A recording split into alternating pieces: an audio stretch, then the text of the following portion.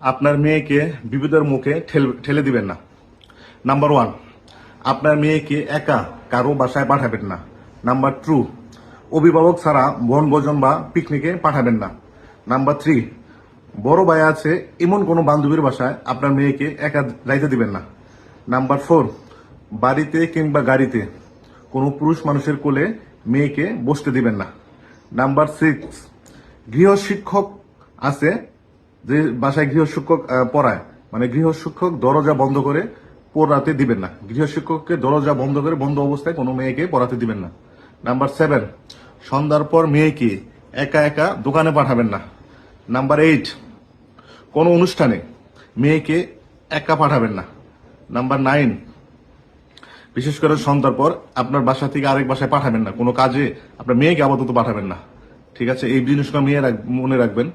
এই ছোট ছোট বিষয়গুলো কিন্তু অনেক সময় বড় ধরনের দুর্ঘটনা ঘটতে পারে।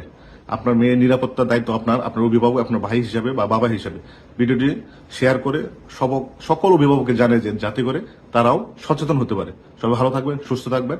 আসসালামু আলাইকুম।